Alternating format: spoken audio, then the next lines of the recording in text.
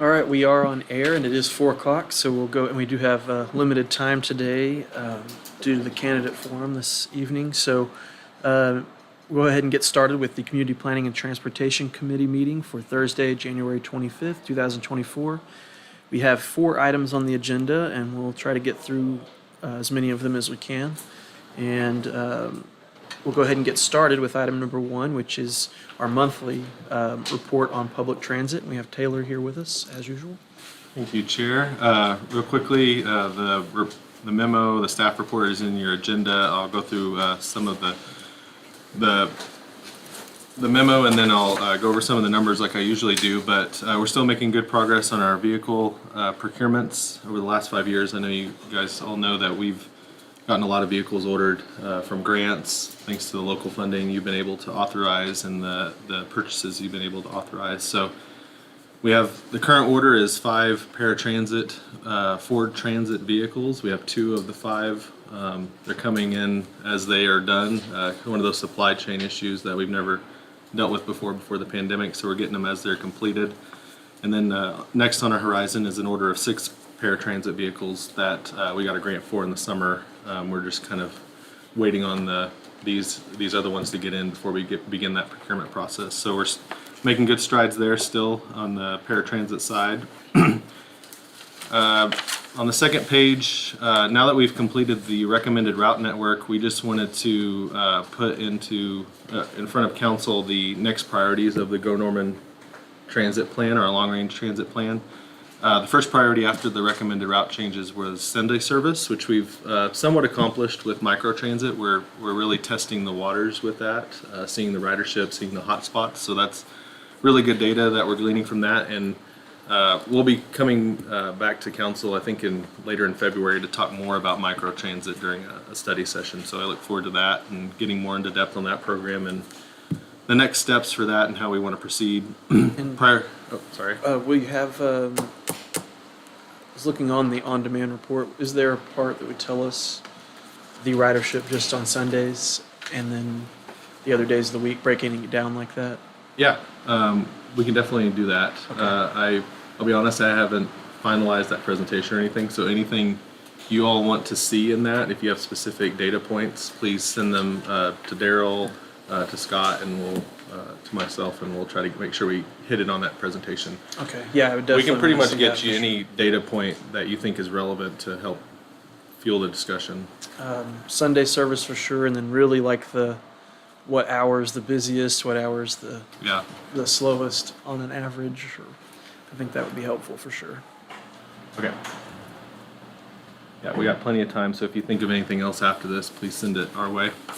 The second and third priority were increased frequency on the 2 other major routes that are now 60-minute service, Route 112 and 110. And so we have other priorities after that, but just wanted to put those first 3 in front of you just for consideration as we move forward with improvements. What do you think is the reasoning behind that, other than the route changing, but it having such a high increase in ridership? It's just more accessible now, it's going more places, or? Yeah, the 112, it's really hard to compare the old routes versus the new routes because they changed so dramatically. But the 112 got extended from 30 minutes to an hour, so it goes out much farther and basically covering double, right? And it's hitting high ridership places as it extended. So it's going up 24th and Main and 36. It's hitting the mall area, Robinson Crossing, Brookhaven, and then it's going back the same way. And Lindsay West was already a decently ridden route, but since we've extended it, people can obviously reach more destinations. So I think that was really good foresight by the consultants, and the priority as that being the next one is to recommend that as the next highest priority was at frequency, because we are seeing the fruits of that extended route, right? Yeah, so more than double ridership from last year. Right. Okay. So, and then let's see, I'll go into the numbers a little bit. Yeah, so for December, we had still an increase in the overall ridership, 31,000 from 26,000 last December of 2022. With that the average daily increased fiscal year ridership for the whole system is 203,000 passengers, which is a 35% increase over December of 2022 year to date. So we're really clipping along with our ridership for this fiscal year. It's really exciting. So that's system-wide. That's system-wide. And then they break, the next two paragraphs on the first page of the performance report break out fixed route versus plus or paratransit. So fixed route is really the dominating one of the two driving the ridership, but you also saw a increase for December for plus ridership, but it really ebbs and flows. It's demand based, right? So people don't get out and about as much that month versus last December. Inclement weather days can affect paratransit riders more than fixed route riders, although it affects them as well. People moving, again, demand based, so it can ebb and flow, but increase on both sides of the system for December. And then for Norman on demand, which we will again get into more later in February, we did see a increase of passengers. For December, we had 2,600 riders, and service to date, we started August 21st, is 10,770. So, again, I won't get into all the details. It's there in your report because I know we have other agenda items, but I'm happy to answer any questions on that. How many are, I guess, returning, or how many people are paying to ride it? Yeah, so we get It's into a the question from last time I recall. we get into the returning rides under the second page engagement service to date. It's the third table. The active accounts is where users have engaged with ride requests at least once. So you have that about 2,000. Rider accounts are those with at least one completed ride. So that's when they've actually taken the ride. They haven't just requested it or looked at booking it. And that's at 1,400. And then the repeat riders is at least 2 completed rides at 1,000.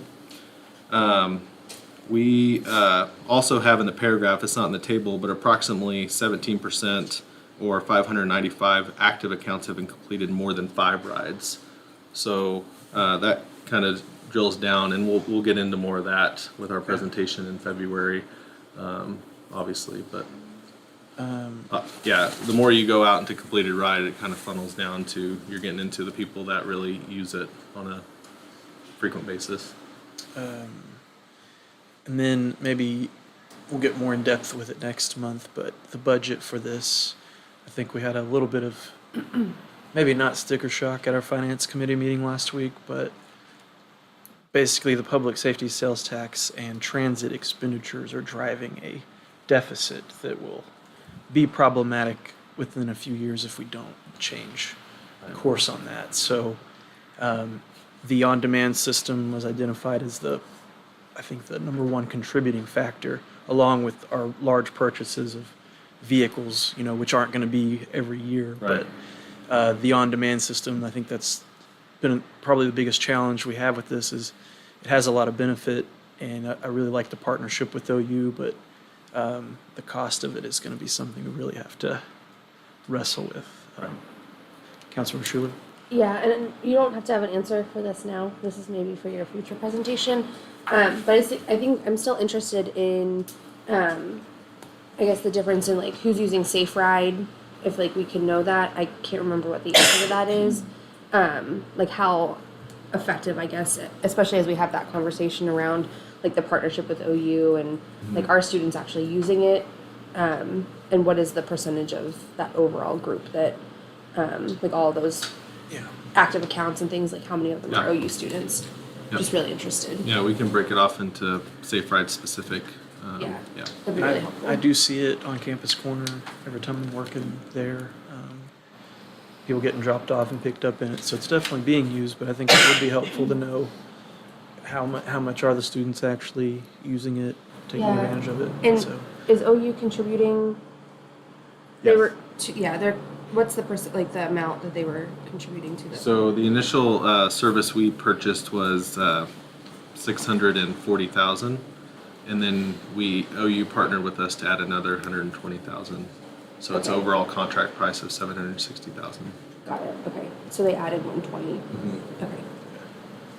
Yeah, it's a great partnership. I'm thankful we've been able to do that, but yeah, the budget is of concern for sure going forward with that and how we pay for transit.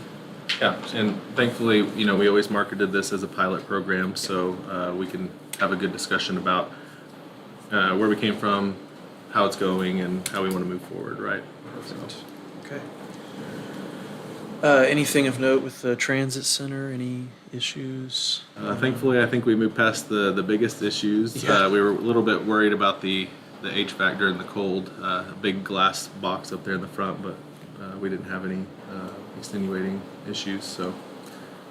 The lobby's being maintained okay, the bathrooms are okay, and nobody's destroying anything or Yeah, No more semis running into the, the what? none of the no more semis running into semis the running into the awning. awning. Yeah, that's a funny, something we couldn't really prevent. Right. I don't really know Not how to on prevent you. that. So, it's a public facility, so we're gonna have some Sure. constant. We may need to replace the paper towel holder and just do electric drying. That might help some of the issues with the sewer line backups. Every once in a while we'll still have to call in a plumber. Not anything like we were dealing with in October, but just to get it running again. So we might have to make that switch. But overall, I think it's been a great addition for the public and for staff. So. I haven't heard any positive or negative feedback from any of the properties next to it since it first opened anyway. The first week got one complaint, but haven't had any directed at me since then. Same, yeah. May I make a comment? Please, yes, About that? would you identify yourself? Yes, For the record. Sure, I'm Chris Nanny, Ward 1. From lots of friends who use the buses, I've been hearing comments about the transit center. And they don't feel safe, they feel that there are people using the building that shouldn't be using the building. I've heard comments about wine bottles, marijuana, cigarette smoking, people staying in the building that shouldn't be there or don't seem to belong there, people spending lots of time in the restroom, toilet backing up, people using the sink and the toilet for washing things. Several people have mentioned to me that they don't feel safe there. They feel like the lobby is being used by, other citizens rather than bus passengers. We really feel like we need some sort of security monitor or somebody watching the facility. Because right now it seems, from what I've heard, it's being used like a de facto homeless shelter. So those are the comments I've been hearing since the fall, and now that we're getting into colder weather, we still have problems there. So it is an indoor public space that's open, but probably not something uncommon that Embark has dealt with in Oklahoma City, I'm sure. Correct. With facilities and the station. Something we've talked about before about if there was a need to have some sort of supervisor, a site supervisor, or security of some kind to just oversee how it's going, and Embark probably having solutions to that in place Yeah. already. Yeah, we've talked about that. I think the initial discussion was we wanted to see how it reacted and not start off by assuming we'd need security. I know sometimes we don't always hear the feedback, but I haven't heard that level coming back to us. I don't know that Embark has either, Lamar. Just a few complaints, not that many. However, we try to keep it safe and secure as possible. Sure. We utilize the camera system daily. We try to monitor from a remote location. I personally go down to the transit center every morning, sit for about an hour, 2 hours, monitor things there. There was one particular time a person stayed in the bathroom long. I did go address it. But outside of that, I really haven't heard as in depth as she gave the complaints. Yeah, so Anytime, if anybody is hearing that, we'd love to have that passed along so we can record it and then be able to provide that feedback back. But yeah, Oklahoma City, they do have a security personnel up there, and we're happy to look into that. We just didn't want to spend that cost if unnecessary. One thing I would encourage citizens, if they have feedback about things like that, to call us at Right. 405-235-RIDE. It's 235-7433. Our customer service staff are trained on what questions to ask so that we can properly investigate those things. And so that is definitely the best way to get a hold of us. I know many people say, well, I called and did a complaint, nobody did anything. I can absolutely guarantee you I will stake my next paycheck on it. We investigate every complaint that comes into that phone line, Yeah. every single one. So, and you know, they're trained to get, you know, date, time, and the kind of information that we will need. So I do encourage, if you hear from people, please encourage them to have them call us so that we can properly address it. Yeah. So, Yes, we spent a lot of money on that, a lot of time to get that, and I know we all want to make sure that people feel safe Yep. using it and that it doesn't get, messed up or anything, but, okay. I appreciate that, I appreciate the comments, I appreciate that feedback as well. Any other comments or questions from council about that? Okay. Keep it moving. All right, move on to item number 2, which is a presentation from Embark regarding mobility programs and coordinated services. Good afternoon, everybody. My name is Dr. Marilyn Dillon. I'm the Mobility Management Administrator at Embark. I know you all are on a very tight time schedule, so please raise your hand if I start flying through my slides a little too fast and you need to stop me and ask a question. I'd appreciate that. and this was, just a reminder, this was born out of the December CP&T meeting. I think there was some discussion about additional programs that Embark provides in Oklahoma City, and just wanted to get more information on that, so. Yes, and we want to share with you kind of the what's going on in a more statewide and regional manner as far as our planning and coordination that's going on. So, really briefly, I wanted to kind of share with you, many people don't really understand what mobility management services are. These are services geared to what we call transit-dependent populations. Most individuals have no access to a vehicle or very limited access to a vehicle, or they live in a one-vehicle household where they don't really have access to that. One of the things that we find is individuals in those situations often get socially isolated because they don't have the opportunity to travel and go out into the community the way that other individuals do. So we really try to gear these programs to those type of things. And I wanted to share a few statistics with you about what that means in terms of social isolation, in terms of health. There is a 50% increased risk of dementia for seniors that live alone and feel socially isolated. There's a 29% increased risk of heart disease for people over the age of 50 that live alone and are isolated. 32% increased risk of stroke. And for people that already have heart failure, actual feelings of loneliness can make them 4 times more likely to have another heart attack.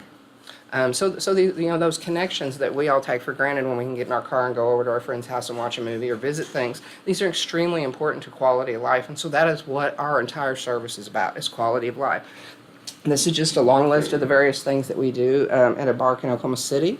One of our biggest programs that we've had for a very long time, we have the Older Americans Act grant for Oklahoma and Canadian County. We've been doing that for almost 40 years. I think it's 40 years. It is 40 years. This will be our 40th year renewal of this grant.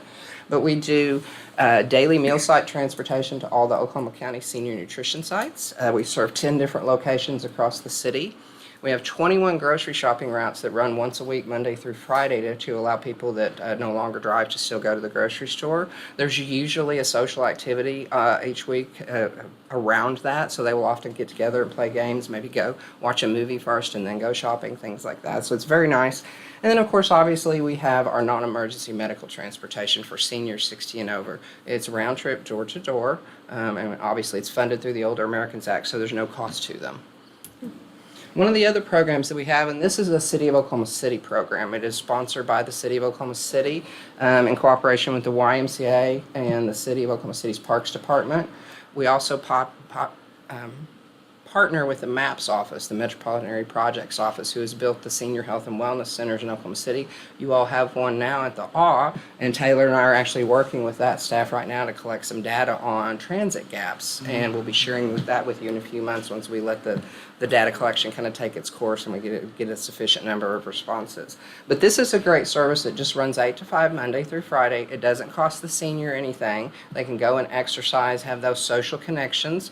The only requirement we have is that they go to the center closest to their residence. We won't take them clear across town if there's a YMCA 2 blocks away. So that's our one requirement. So this is so there's Embark Plus. Yes, sir. This is not that. This is No, a sir. separate deal that the city of Oklahoma City is paying for. Yes, sir. Through MAPS or through their budget, city budget or whatever. It started out as a pilot program. I had there was a program called New Freedom from the Federal Transit Administration many years ago. We had a tiny little budget left, and they said, please find a way to spend this and close this grant out. And so I made the suggestion, well, let's try health and wellness transportation for seniors, because I had gotten sick myself and had to go through rehab, and had discovered very quickly that everyone on Medicaid that was supposed to go to rehab with me 5 days a week was only going once, because they would only transport them once a week. And so I thought, this is a perfect way to solve that problem. Let's make some senior health and wellness programs. So that's how it kind of got started. And it was so successful that they chose to fund it permanently as a permanent program. Is it different vehicles too? Or Right now, and I'm going to get into that on what vehicles we use, right now we have a subcontractor that helps us with this. We don't use the internal Embark fleet for this. But later on, we're going to kind of talk about how we're going to be starting to move some things in that direction when we get there. will you be talking about how it compares, how Embark Plus compares to this, or? This is on Are they- demand. Okay. So it's we won't come the same day. It's not same day. You have to schedule it in advance. So you get one, and we would take up to 1 to 3 days in advance. You can schedule 6 months out on Embark Well if you want to. You can schedule recurring trips. It runs quite a bit different than the paratransit service. With paratransit service being the federally regulated and required service, we have to do that a certain way. Our mobility programs and the things that we do give us a lot more flexibility in some of the ways that we are able to do it, and do it very cost effectively. Okay. So some of our other service that we're doing. So what we found out during COVID was we've delivered all the food boxes for the regional food bank during the pandemic. Those Amazon commercials you saw where they were doing it, not in Oklahoma City. Embark was the provider of all of those services during COVID. We also have a Share a Fair Trip subsidy program. This used to be, I'll say used to be, one of our most popular programs with seniors. They often used it for health and wellness transportation. They also would use it quite frequently to go to church on Sunday before we had Sunday service. One of the things we've determined with the Share Fare program is that it's not affordable enough, and it's one of the programs we intend to revamp this year in our budget process. Right now, it provides a $4 trip subsidy with a TNC company in Oklahoma City. That's simply not enough for a low-income individual when the trip cost is around $25 total. So we're looking at ways that we can increase the budget for that and provide a greater subsidy for each trip. So basically, we would pay like the first $10 or $15 of the trip, and then the customer pays the rest. And of course, we have a partnership with the Oklahoma City Police Department. Seniors that are victims of identity theft are provided free transportation to the bank, to their attorney's office to get important documents, meet with the detectives, attend the court sessions if they wish to. So it's just one of those things that it was one of those needs that we saw. Knowing some of our police friends that we had talked with, that this was a big problem. And we found out that police officers were doing an extensive amount of time transporting people for these types of things to resolve a case, and so we partner with them to take that load off them. And if you'll recall, we do have the Climb Ride program. This was an innovative pilot project through a transportation innovation grant with the Arnall Family Foundation. We got $1 million grant. Their charge for us was to go into the Oklahoma County Child Welfare System and see if we could improve reunification rates for families in the child welfare and foster care system if we could close the transportation gap. And the answer is transportation was the biggest gap. We have improved reunifications from 35% to 63% in Oklahoma County. Instead of it taking 1 to 2 years, it takes on average 12 to 16 months. That's a $4,000 per month per child savings to the Department of Human Services. For every child that comes out of a case early, they save $4,000 a month. And they've chosen to continue the Yes, they program. have chosen to continue that. Last year, we executed a permanent funding agreement with Department of Human Services, so Climb Ride's now a permanent part of Oklahoma County Child Welfare Services. We are actively working with them on a rural replication of this project in a more rural setting. We're also actively working with them to expand this into TANF services for temporary assistance for needy families. And we are looking at the possibility of another grant project to do a proof of concept of this model in juvenile justice and children aging out of foster care. So we're quite excited about how that looks. Obviously, we do a lot of partnerships to improve outcomes. It's one of the biggest things we like to do is transportation services enough to move the needle on an outcome and improve outcomes in social services? And what we find is the answer is most definitely yes.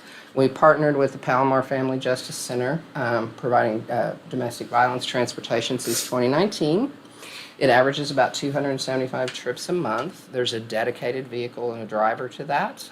The driver, when he's not busy moving Palomar participants, also moves Climb Ride. So to your point about which vehicles we use, this is kind of where we get into, this is how we try to save money with costs. We have the Palomar vehicle dedicated to the Palomar, but it is not always busy because there's not a domestic violence person every 5 minutes that needs to go someplace. So we utilize those empty seats on that vehicle to move some of our Climb Ride participants. We've recently, in December of 2023, launched a similar service with the Remerge in Oklahoma City, which is a diversion program for single mothers. We've done 387 trips with Remerge in just the first 30 days.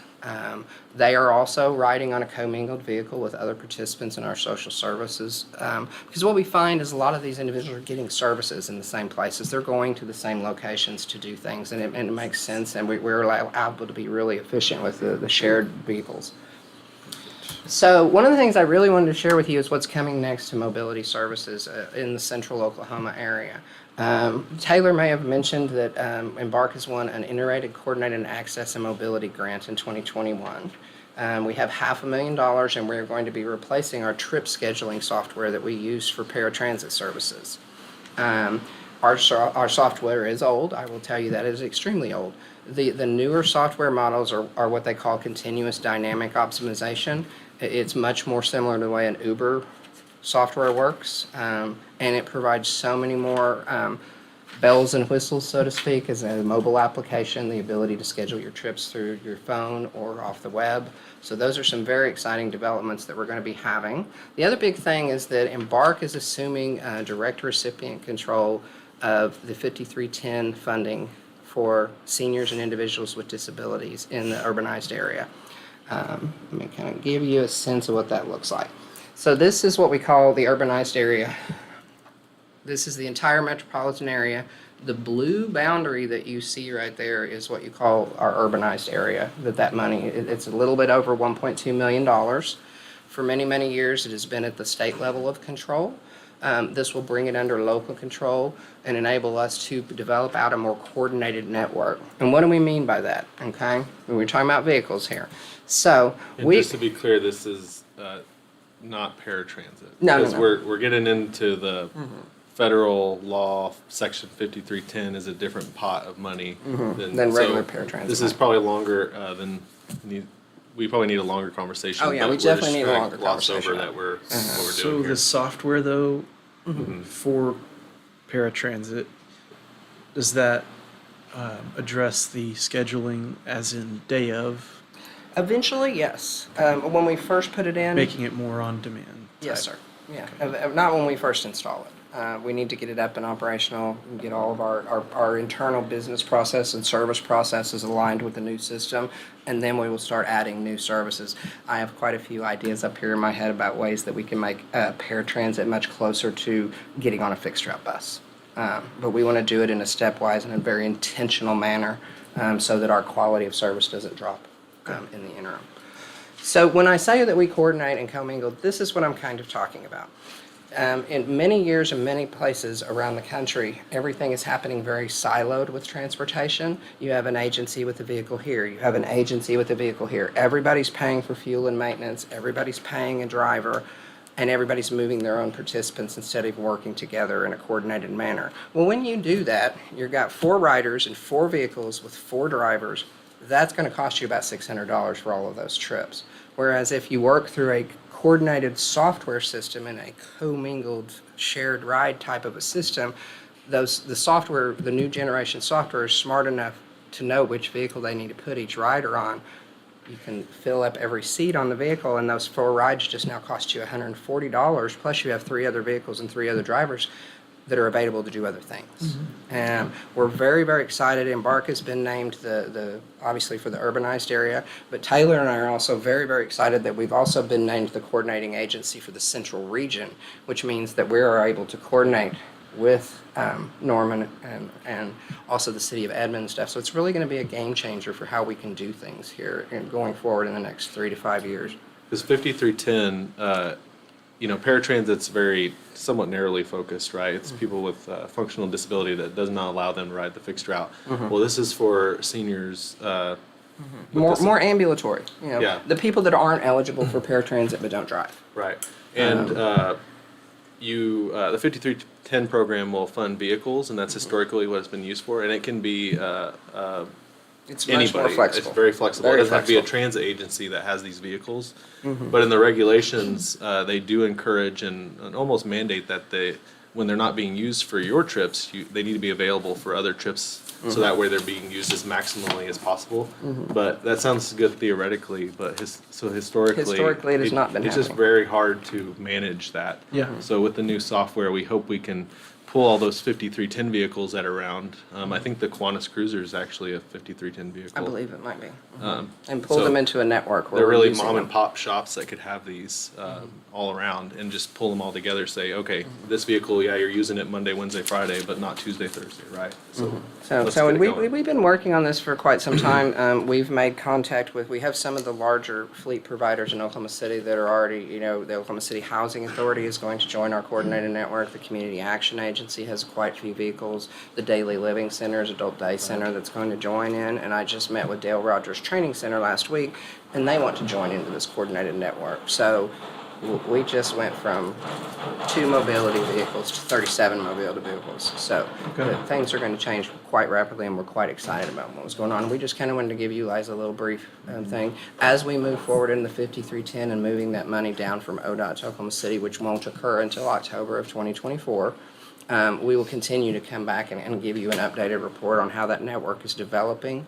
Once we start to get more of the really nuts and bolts pieces in place, we want to make sure we keep you up to date on it. Okay. Councilmember Schuler? Yeah, I guess just one clarifying question about the 5310. So who is eligible for those? Nonprofits, cities, public transit providers, social service But to agencies. ride. Passengers. Oh, Yeah, passengers. Passengers, it's based on the program. Okay. It's supposed to target seniors and individuals with disabilities, but they encourage what they call incidental use, which is why we can use them to move people from Palomar. We can also use them to move people from Remart, fill up the vehicle on the seats, make it more efficient. Yeah, that's awesome because we've heard some things about people that can't use paratransit needing some more Right. kind of on demand to go to the doctor's office or Exactly. things like that, and so being able to utilize that within Norman, I think will be really awesome. I know that it has not until maybe October past, but pretty exciting that we could potentially be in this coordinated system. Yeah, and we've been talking to some of the Cleveland County Aging Services regularly attends our coordination meetings, and we continue to receive other inquiries from agencies. So if you know of a nonprofit here in Norman that does have a vehicle that wants to talk, please have them call me. That's my mobility management at Oklahoma City. OKC.gov, let me know. And if there's anything that we can do, if you want to have a more detailed discussion with me and get into the nuts and bolts of ridership and how we pay for these things and the budgets and things, I am happy to meet with you individually or however Taylor wants to handle that. So Yeah, I think the purpose of this presentation was we're 4.5, 5 years in of being the transit operator. And I think with the route changes, transit center opening, we're finally at a point where we can look at these other transportation options that can be more flexible. I think we've gotten over the hurdle of a lot of things that have sucked the air out of the room with transit. Finally, we can focus on other things.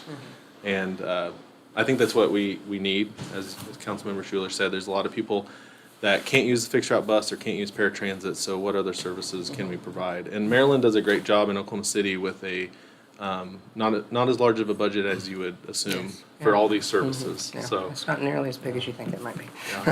Yeah, I mean, because we have lots of conversations about like the transit needs and the gaps and what's happening in our community, and to hear that there are some really wonderful programs that you're doing in Oklahoma City that could potentially be modeled here, I think is really exciting for the community. We're very excited about. I always tease everyone, and this is going to be my swan song as I walk out the door to retirement. Is making sure we have a net for everybody to get where they need to be before I go.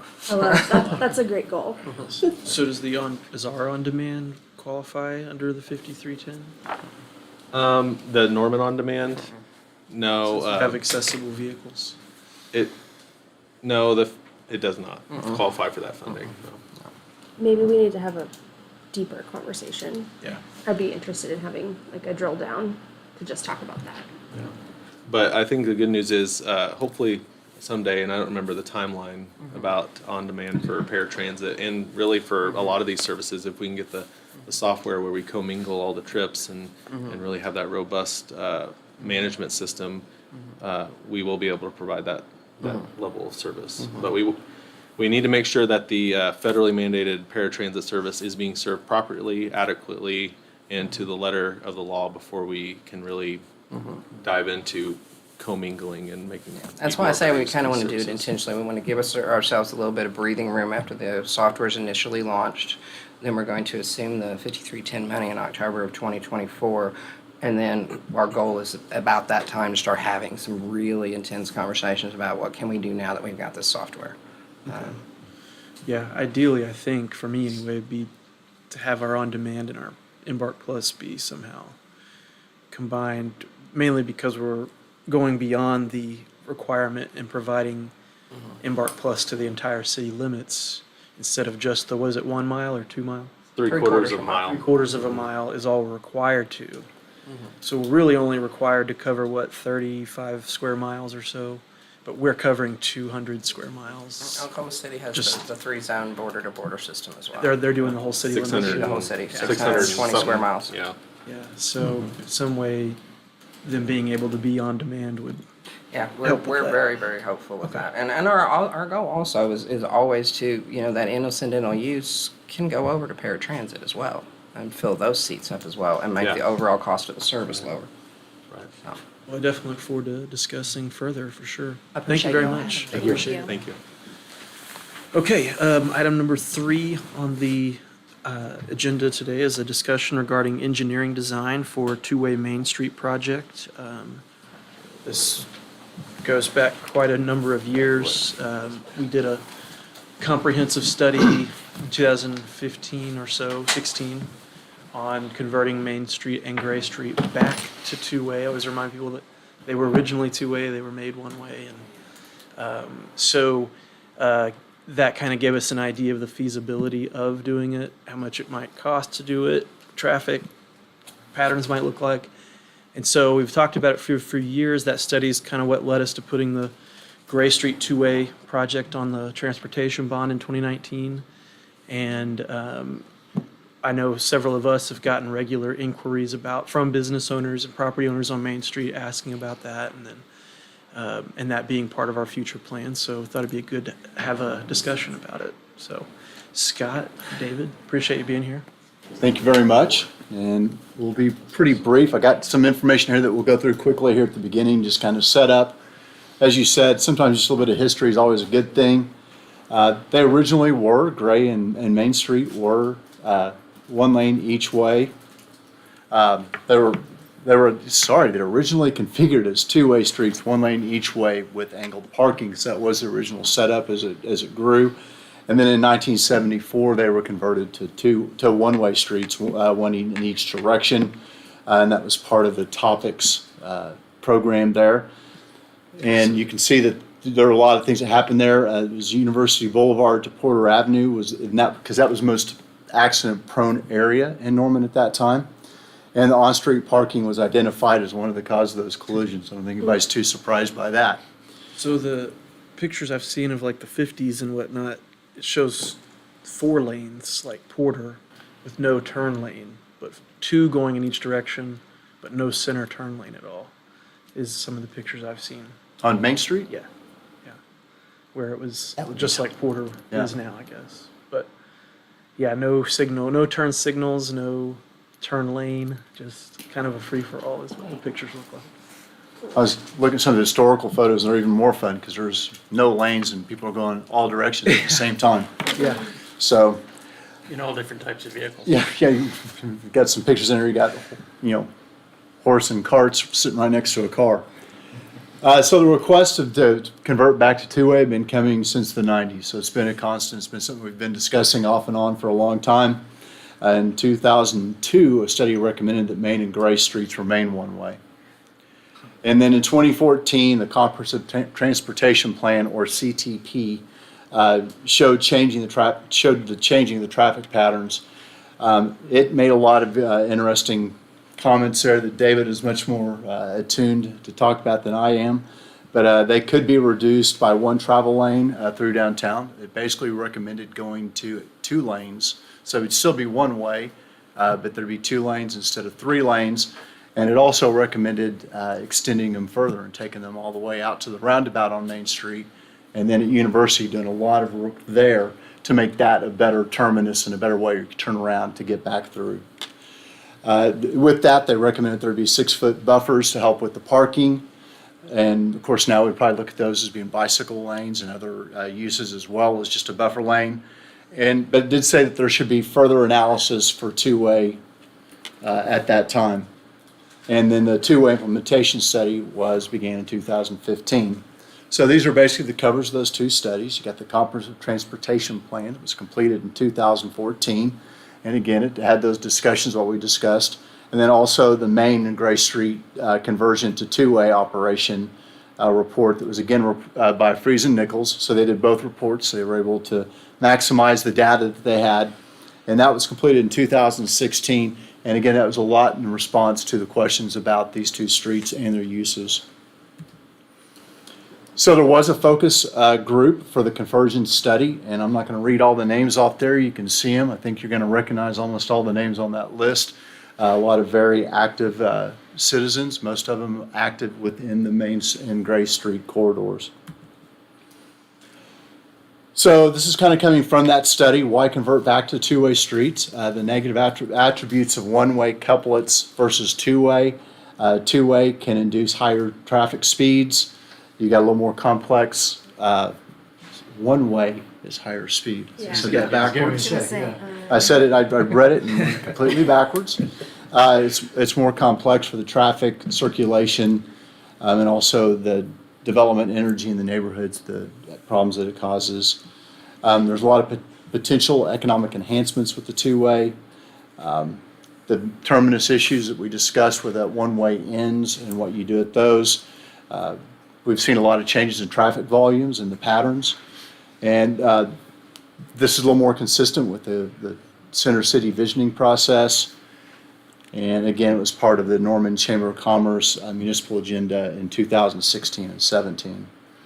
So just kind of a quick picture here of what it kind of looks like. You can see the 2 red lines there. That's Main and Gray. You can see that they start their University going one way and they go all the way through to Porter.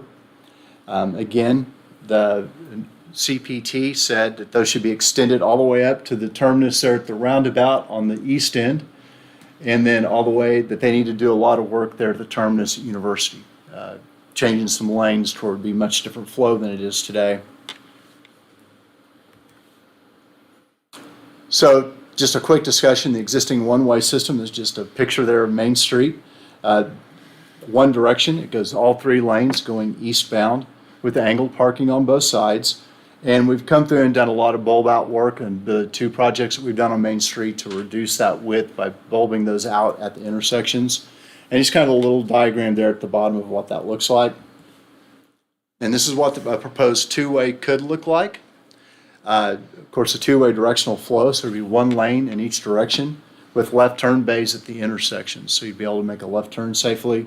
Maintaining the angled parking, this drawing shows it as head-in angled parking because we're going in the downtown area to the reverse-in angled parking. We'd recommend staying with that on Main Street so it's consistent through the whole area. And then we'd still have the bulb outs at all the intersections. You would recommend it being reverse angle or? Yes. Yes, okay. Yeah, that way it's consistent, so Right. we're already doing it on Gray and James Garner. It'd be to me, it'd be complicated to have two different parking systems in that close of an area and probably cause more confusion. And in any case, one side of the street, the parking lines would stay the way they are currently. Yes, and the other one, we'd have to switch the bulb outs and we'd have to switch all the striping. So you'd actually have to change the bulb outs to where the car would pull in the other direction. You wouldn't have to, but it would definitely look better and it would also gain those parking spaces. You'd want it to look right if you did it. It would look a little awkward if you didn't do it that way. So we get Councilman Peacock. I was just saying, is that a piece of the project that you could phase in while the road was still open? I mean, basically, you could make the two-way conversion, and then you come in later after the road's open and do the bulb out switch, or is that complicated? things It'd too probably be complicated because you'd have to close a lane of traffic to be able to have room to work to do that effectively. So you basically have to close down that lane that you just changed. So it'd probably be better to do it before you made the whole change so that you could maintain 2 lanes of traffic. Right. And it'd be a little bit smoother and then you could just restripe it all at the end as one That project. makes sense. I'm just trying to figure out a way to minimize the impact to the area, and it's already. Should be changing one bulb out on each side of the street. So 2 per block out of the 4, I guess. Is Correct. Councilmember Schuler? So would you be you'd have to shut the whole corridor down, or just like, would you do it in sections, like this section of Main Street is closed to do the conversion? Oh, no, I don't think we'd actually have to close the entire roadway to Okay. do the conversion. You'd probably have to That's what I close one lane. Yeah, because you do it Yeah. while it was in the one-way condition, Okay. so you could probably keep 2 lanes open and work in the, Yeah. in the other Okay, lane. that makes sense. Well, I know one of the biggest complaints I've always heard and had myself about parking on Main Street is trying to back out when you're ready to leave. Very difficult to see and traffic moves very fast. And it seems like always you go in and there's nobody parked next to you or there's a small car, but when you come back out, there's a really big truck or a big van parked next to you. So where you perfectly can't see. And I know a lot of cars now have rear view cameras, but my old 1999 truck does not. So it's still a Limited challenge to for what me. you could see in those storefront windows. Yeah. And there are people that have concerns that you're gonna have to pull past the spot and then back into the spot. So Right. people behind you, you're gonna have to be mindful that there could be people backing into spots. But the safety impacts that we've seen over time, we think it's worth the merit. If you think about, if you open the door and you have a young child, and they start running, they're not running towards the street, they're running towards the sidewalk. And also as you're pulling out, now you have that line of sight. And so there will be a change and there's gonna be people who aren't gonna like it. We're gonna get complaints about it, And whichever way it is. ideally with the 2-way, the traffic is moving slower, so it's easier to be ready for somebody to stop and back in. And yeah, I would agree if that isn't your thing and you're in a rush all the time, then maybe Main Street isn't the street for you to take anymore. This would be my recommendation to folks. Any other ways to get across town? Yeah. There were lots of pros and cons. They went through, they did a great job. This is straight from the study. I'm not gonna sit here and read all these. I don't think that's the point we're at today. Just that they did weigh out and there was definitely pros and cons of every one of these options that we had, the different categories that we see here. So the 2-way study findings, converting Main Gray to 2-way using the 3 existing travel lanes on each street will reasonably accommodate traffic operations with 20% growth. So they said that it is feasible. The preferred configuration, they did look at alternate configurations. They looked at 2 lanes in one direction and 1 lane in one, so that it switched on the 2 streets. So you still maintain 3 lanes of traffic in each direction. But the preferred traffic configuration was 1 lane in each direction with the center turn lanes. It would reduce speed through downtown. That Main Street would be the predominant travel street. So they still thought that it would carry the more traffic than Gray Street, and then Gray would be the lesser traveled street between the 2. And it seems now too, with Gray Street going to 2-way, that if we don't do this, there would only be 1 travel lane going west. Now we'd have 4 going east, so that would seem unnecessary too if we didn't go forward with this at some point. One of the other issues that they talked about was doing the road diet that we already discussed, just going to 2 lanes from 3 lanes. One of the things that we really have to look at is coordination with the quiet zone and making sure that we maintain that. And then there's a lot of work that goes into when you go from 1-way to 2-way.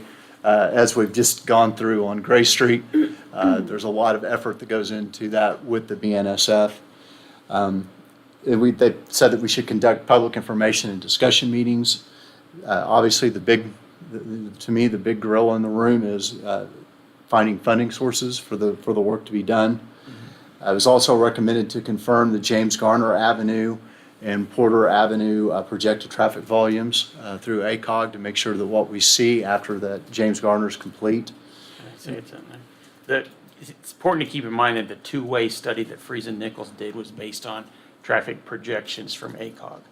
Because there was no James Garner coming down. There was no change to Porter Street, Porter Avenue. So we wanted to see what happens Right. with those changes in place. Perfect. Yes. And then we also thought, after that, we brought in the change on gray to two-way, and we'd like to see how that impacts the traffic through downtown also. So we can kind of get a real good picture of what we're seeing. In the two-way study, they had some very clear next steps, and these were their next steps. The first was City Council accepting the study. That was accepted. Implement the railroad quiet zone, which has been completed. And then construct James Garner Extension from acres to flood. That's under construction. We still think we're on schedule for an April completion on that, if we can get it to stop raining for more than a few days. And then secure funding for Main and Gray conversion. We've done that for Gray Street, so we have secured funding. Then the design detail of recommended improvements. Again, we've completed that for Gray. And then actually go through and do the conversion. We're expecting the Gray Street to be bid by ODOT in March, which means we'd be seeing a start probably in June. So we've made quite a bit of work, a lot of progress here on those next steps. So to get to a Main Street two-way conversion, the next steps, the first would be to do engineering design. We're expecting that to be between $500,000 and $600,000 with what we're seeing right now with current engineering fees and the work that would go into this one. We do not believe we need any right-of-way. We've done all this within the right-of-way so far, and we don't see any change in that. We shouldn't have any utility relocation. We've done all that with the previous projects. We're not widening out on anything, so I think that's a good thing. And then we need to find the funding for the two-way conversion. Right now, based upon the prices that we're seeing on Gray Street, we're expecting that to be in about the $4.5 million range down in the future. And so I did want to make sure that it was noted that unlike Gray Street, where we're doing sidewalks and some curbs and all new lights and everything, Main Street already has all brand new sidewalks, all brand new lights. I say brand new within the last 20 years, and it all still looks in good shape.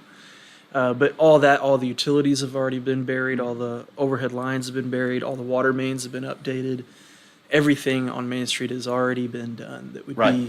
That's going to be a lot of what's happening on Gray Street, as far as that type of stuff. So less intensive, probably. It will be.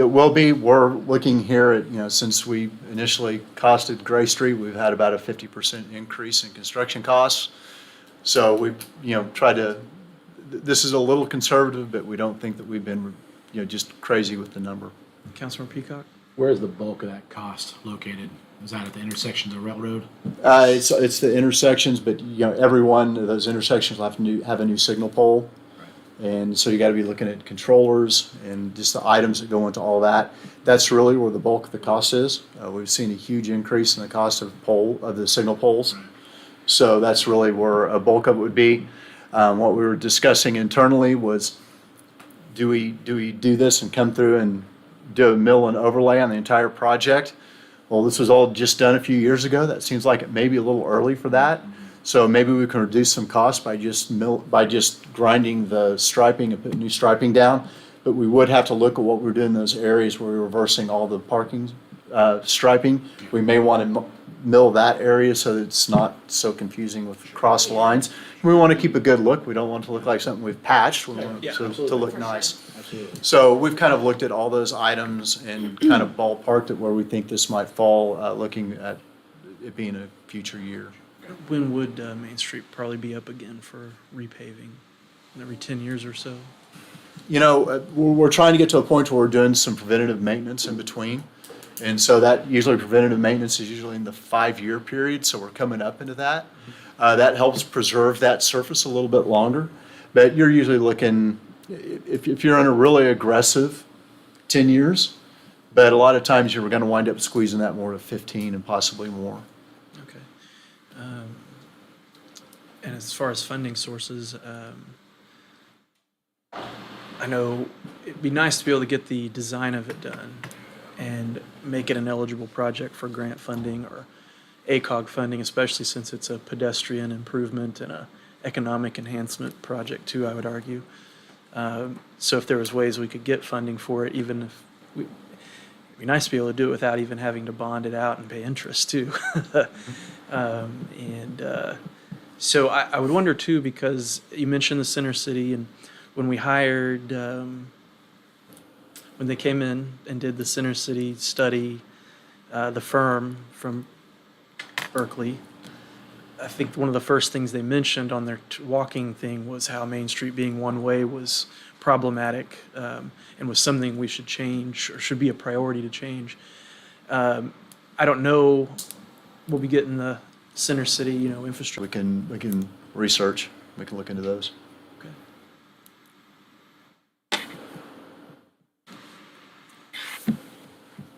There's one of those, That's the couple of one. pictures there where there's, yeah. So the building on the left, that would be where the First Financial Center is now, or what I call the Vista Building, but that's where that's the corner of Main and Peters. See, we don't have traffic issues. Yeah. Yeah, in all directions. And then the one on the right, you'd be looking at like Big Brew and Yep. Adam and Eve and that side of the block. So yeah, it's pretty fascinating. Any comments or questions from council members? 2 thumbs up. Yeah. Let's make it happen. Yeah, I'm on board with moving forward with figuring out how to have it ready, how to get it to be a shovel-ready project perhaps, and we can apply for whatever funding might be out there and then go from there. But definitely the overwhelming feedback I've heard is support for it, and our studies have shown that it would work. And again, like I said, I think with the two-way Gray Street, it would only make sense. You wouldn't have one lane going one direction, 4 going the other. It broke up among 2 streets. And so yeah, I appreciate the update, Scott and David. And I think from our standpoint, we're good to move forward in whatever way is necessary. Yeah, we could certainly put in a capital request, budget request, see if there's room in the budget to be able to accommodate what the other projects are being requested. Well, maybe we put some aside and save up or whatever, but yeah, I'd be for. I'd even be considering- open to, phasing in over a few years. Like maybe you just come in and set the light poles, but you don't convert them and you don't turn them on until we've actually done the striping and the conversion. So you could do it over multiple years, maybe even with surplus funds or however we figure that out. But Sure. But we got to get the design all done before we can get to that, so that's what we'll Yeah, that would move be forward the- with the design. Yeah, that way, if we have a design ready and a project ready, maybe we can make the case that, yeah, this is enhancing public safety as far as pedestrian safety. It's enhancing economic benefit to our businesses downtown. Yep. And so maybe we can it would probably stand a much higher chance of getting funding than some of our other projects that we're having trouble with, as we've talked about. So, okay, any final thoughts, questions? Councilman Nash? Okay, thank you very much. And given the time limit, I think item number 4, if everybody's okay, we'll probably have to postpone that one until next month, since we've been asked to Stop at 5. stop at 5. So if that works for everybody, okay.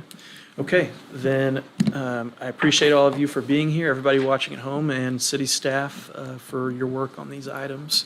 And we are adjourned. appreciate you guys.